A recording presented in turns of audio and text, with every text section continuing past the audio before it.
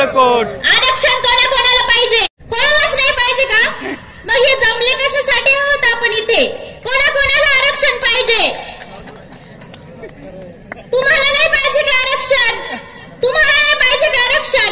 आणि प्रत्येकाला पाहिजे तर हात करा ना. प्रत्येकाने वर एका कुटुंबात जर 6 माणसे आहेत म्हणजे ती 4 जरी माणसं इथे उपस्थित पाहिजे होती ना. एवढा मोठा धनगर समाज सगळा समनापूर धनगरांचा आणि एवढीच माणसं ते पण दुसरीकडनं चाललेली. आपल्या जर 2 दिवसाच्या पोराला सुद्धा एसटीचं प्रमाणपत्र पाहिजे तर त्याच्या आईने नको लढायला आरक्षणासाठी? पडवळकर साहेब तुम्ही व्हा पुढे, आम्ही तुमच्या पाठीशी आहोत. तुम्ही काय स्वामी समर्थ आहात का? जानकर साहेब तुम्ही व्हा पुढे, आम्ही घरात माशा मारतो. जानकर साहेब एकटे काय करणार आहेत? जानकर साहेबांना कोणीतरी मदत करायला नको? सगळ्यांनी प्रोत्साहन द्यायला नको? अरे अप्रत्यक्ष प्रोत्साहन देऊन हा आरक्षणाचा मेळावा कोणासाठी आहे? तुमच्या माझ्यासाठी नाही, सगळ्या धनगर बांधवांसाठी आहे. मग सगळ्यांनी इथे उपस्थित राहायला नको? तर आपण आतापर्यंत कायद्याने मागितलं आम्हाला न्याय द्या, आम्हाला आरक्षण द्या. कोणीच आपल्याला आरक्षण दिलं नाही. मग आपण गांधीजींची प्रेरणा घेऊन कायद्याने लढलो तरी आपल्याला आरक्षण नाही. सरकारचा फक्त एकच प्रश्न होता, धनगर आणि धनगर हे वेगवेगळे असून, हे पृथ्वीराज चव्हाणांचं त्यांनी साईन केलेलं आहे. धनगर आणि धनगर हे वेगवेगळे असून त्यांच्या रूढी परंपरा चाली रीती सगळं काही वेगळं आहे. जर त्यांचं सगळं काही वेगळं आहे तर मग एक पण धनगर का नाही किंवा त्यांनी कोणालाच एसटी सर्टिफिकेट दिले नाही? पडळकर साहेबांनी तहसीलदारांना पाठवलं का तुम्ही किती धनगरांना एसटीचं सर्टिफिकेट दिलेलं आहे त्यांची नावं सांगा किंवा त्यांची संख्या सांगा, तर एक पण धनगर निघाला नाही. मग सगळे पुरावे आहेत तरी सुद्धा आपल्याला आरक्षण का नाही? आणि एसटीचं सर्टिफिकेट काय फक्त पडवळकर साहेबांनाच पाहिजे का? बाकीच्यांना नकोय का? आपण इथे जमाय आपल्याला एवढ्यांनाच पाहिजे का? बाकीच्यांना कोणाला नकोय का एसटीचं सर्टिफिकेट? आता आपल्याला लोकमान्य टिळकांचे फॅन व्हायची गरज आहे, त्यांची प्रेरणा घ्यायची गरज आहे. ते म्हणले होते की स्वराज्य हा माझा जन्मसिद्ध हक्क आहे आणि तो मी मिळवणारच.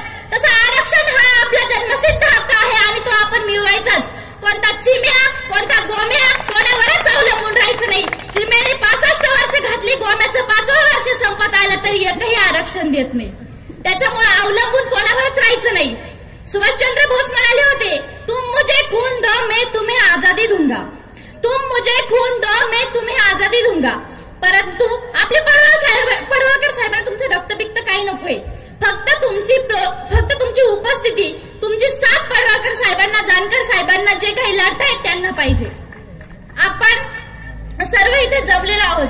अजून आपल्या समनापूरमध्ये किती धनगर आहेत, किती सगळ्या भागातून उपस्थिती किती आहे लोकांची? हा कार्यक्रम कोणासाठी आहे? एवढंच म्हणायचं, पृथ्वीराज चव्हाण साहेबांनी धनगर आणि धनगर ही जात वेगळी आहे असं सांगितलं. त्यांच्या रूढी परंपरा चाली सगळ्याही वेगळ्या आहेत असंही त्यांनी सांगितलं. ते महाराष्ट्राचे मुख्यमंत्री होते. जर मुख्यमंत्री होते तरी सुद्धा आपल्या राज्यात कोण राहत हे जर तुम्हाला माहित नसेल तर कशाला झक मारा राजकारण करता काय? मला फक्त एवढंच म्हणायचंय, जंगल की खामोशी से ये नहीं समझना चाहिए कि जंगल खाली है. हो सकता है कि शेर सो रहा हो आणि आमच्या धनगरांचे शेर एकदा जागे झाले ना तर तुमच्या फक्त एकच वेळ येणार, मला जाऊ द्या ना घरी, आता वाजले की 12 आणि तुम्ही घरीच जाणार.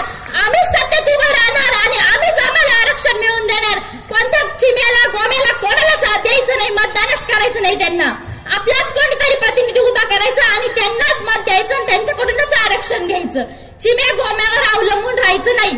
आणि आपल्या प्रत्येकाला पाहिजे ना आरक्षण. मग प्रत्येकाने स्वतःसाठी लढा ना, नाही दुसऱ्यासाठी तर स्वतःसाठी तरी लढा ना. अहो एसटीचं प्रमाणपत्र काही कोणाला एकट्याला भेटणार आहे का? ते सगळ्यांना भेटणार आहे. आपल्या राजकीय, आर्थिक, सामाजिक, शैक्षणिक सगळ्या दृष्ट्या फसवलं जात आहे आणि तुम्ही इकडे शांत बसून फक्त मस्तपैकी काहीच नाही, नुसतं यायचं, दाखवायचं आम्ही आहो म्हणून. काहीतरी आवाज उठवा ना, प्रत्येकाने असं बोला ना, प्रत्येकाने आपल्या मधले आहे तेवढं आमच्यात काय गुण आहे ते दाखवा. मी एवढेच म्हणेन की जे पाशी घ्या की पाहणाऱ्याच्या माना दुखवाव्यात, अवकाशाला गवसणी अशी घाला की पक्ष्यांना प्रश्न पडावा, ज्ञान इतके मिळवा की सागराचं विध व्हावा आणि प्रगती इतकी करा की काळाने पश्चाताप करावा. जर एखाद्या माणसाने एखाद्या कुत्र्याला दगड मारला तर ते कुत्रा लगेच पळून जातं, परंतु त्याच माणसाने जर एखाद्या मधमाशीच्या पोळ्याला दगड मारला तर अख्ख्या मधमाशा त्याला धरून चावतात. तर मग आपली लोकसंख्या म्हणजे मला काय त्याच्यातून सांगायचंय की संघटित व्हा. आपल्या एकटा कोणीही काही करू शकत नाही.